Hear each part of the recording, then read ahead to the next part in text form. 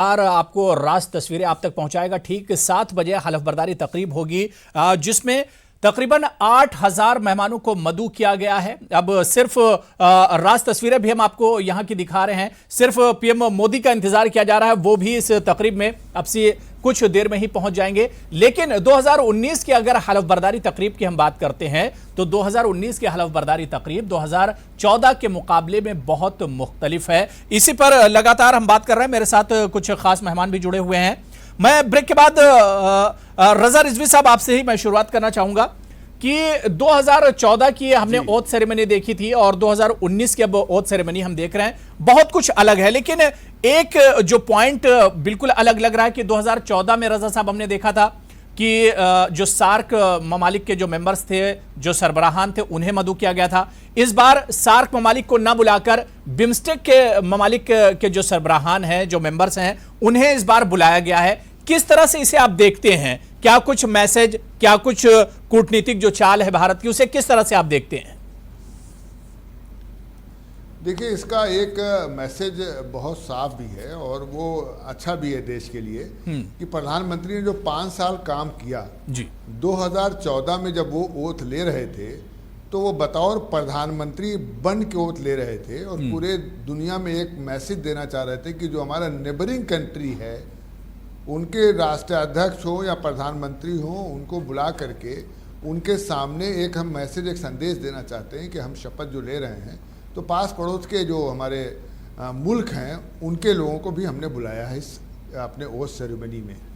तो उस वक्त वो प्रधानमंत्री की शपथ ले रहे थे, प्रधानमंत्री थे नहीं बिल्कुल। लेकिन आज 5 साल उन्होंने काम किया है पूरी दुनिया के अंदर, उन्होंने एक दिखाया है और ये सही है।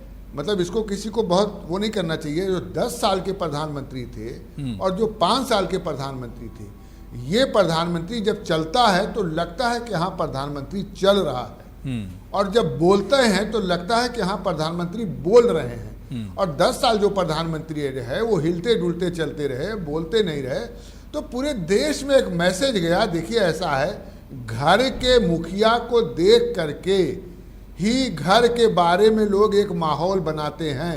एक छोटा सा अगर घर है, उस घर का मुखिया अगर अच्छा कपड़ा पहने हुए है, नहाए धोए है, चलने की स्टाइल अच्छी है, बात करने की स्टाइल अच्छी है, उसका आईक्यू अच्छा है, सोच अच्छा है, बात का लहजा अच्छा है, तो आदमी समझता है इस घर के अंदर जितने 10-12 लोग रह रहे हैं वो सब घर के लोग कम से कम ठीक होंगे। अगर ये रोज नहा रहा है तो ये भी अगर नहीं नहाते होंगे तो 2 दिन के बाद जरूर नहाते होंगे। मतलब मिसाल के तौर पर कह रहा हूँ, इसको रेणा साहब बहुत उसको लेने की जरूरत नहीं है, एग्जाम्पल के तौर पर कह रहा हूँ।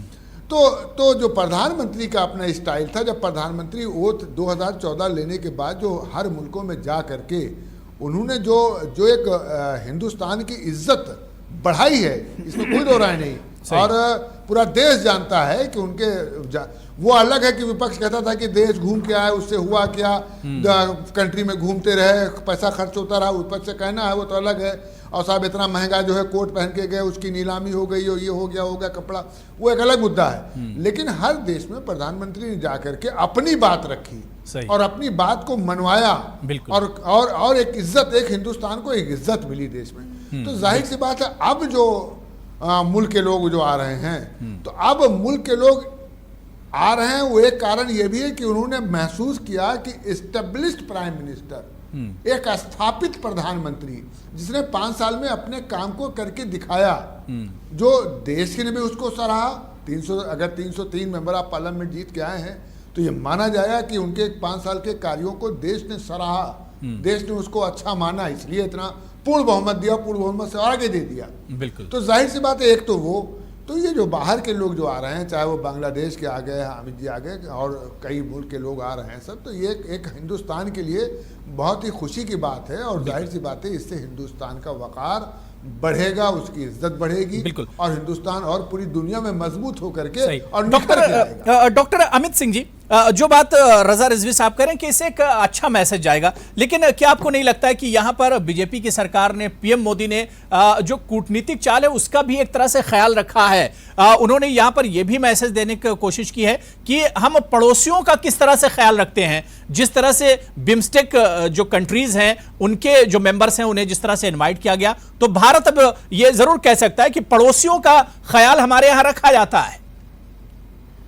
जी बिल्कुल, क्योंकि 2014 में भी मोदी जी ने एक स्टाइल स्टेटमेंट देते हुए सार्क के नेताओं को बुलाया था और कहीं ना कहीं पड़ोसी पहले की नीति को आगे बढ़ाया था। तो इस बार बिम्स्टेक के नेताओं को बुलाया गया है तो वो भी पड़ोसी पहले की ही नीति का एक हिस्सा है।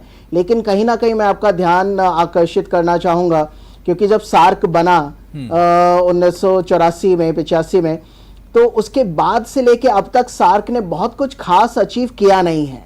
कई बार कोशिशें हुई, लेकिन कहीं ना कहीं भारत और पाकिस्तान के संबंधों में जो पेचीदगियां हैं उसकी वजह से सार्क ने बहुत कुछ ज्यादा हासिल किया नहीं है। तो उसी को मद्देनजर रखते हुए बिम्स्टेक की शुरुआत हुई, जो कहीं ना कहीं काफी विदेश नीति के जानकारों ने बोला कि सार्क, बिम्स्टेक जो बनाया कहीं ना कहीं सार्क को नजरअंदाज करता है, क्योंकि सार्क कुछ अचीव नहीं कर पाया है। तो इस बार बिम्स्टेक के नेताओं को बुलाकर कहीं ना कहीं हमने दोबारा से एक स्टेटमेंट दिया कि हम अपनी पड़ोसी पहले की नीति को आगे बढ़ा रहे हैं।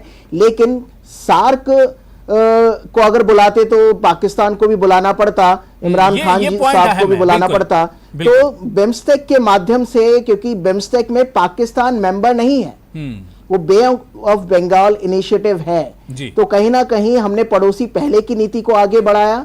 और बिम्स्टेक एक ऐसा प्लेटफॉर्म है जो कहीं ना कहीं कि सार्क अगर अचीव नहीं कर पा रहा है तो हम बिम्स्टेक के माध्यम से भी या पाकिस्तान को साइड करके भी साउथ एशिया के देशों को लेके, या अगर मिला लें तो म्यांमार और थाईलैंड जो आसियान के देश हैं उनको भी मिला के हम बहुत कुछ रीजनल कोऑपरेशन या रीजनलिज्म के नाम पे या क्षेत्रवाद के नाम पे हम इस एरिया में बहुत कुछ बिल्कुल बहुत तारीखी तस्वीरें इस वक्त हम अपने नाजरीन को दिखा रहे हैं कि राहुल गांधी भी इस ओथ सेरेमनी में पहुंच गए हैं, सोनिया गांधी भी पहुंची हैं और उमा भारती से मुलाकात कर रहे थे राहुल गांधी। ये तस्वीरें आप देखिए, बड़ी अहम तस्वीरें हैं। पीएम मोदी, पहले ये कयास लगाया जा रहा था कि राहुल गांधी जाएंगे या नहीं जाएंगे, लेकिन फिर खबर आई कि राहुल गांधी, सोनिया गांधी सभी इस ओथ सेरेमनी में होंगे। और ये तस्वीर, ये तारीखी तस्वीर है पीएम मोदी की ओथ सेरेमनी में राहुल गांधी और सोनिया गांधी इस ओथ सेरेमनी में पहुंच चुके हैं। तो यह तस्वीर भी बहुत कुछ बयान करती है, इस पर भी हम चर्चा करेंगे। लेकिन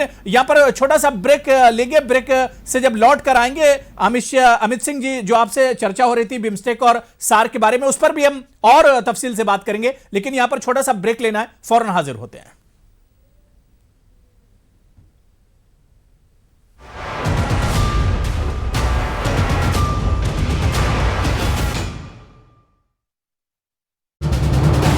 ये है न्यूज़ 18 नेटवर्क,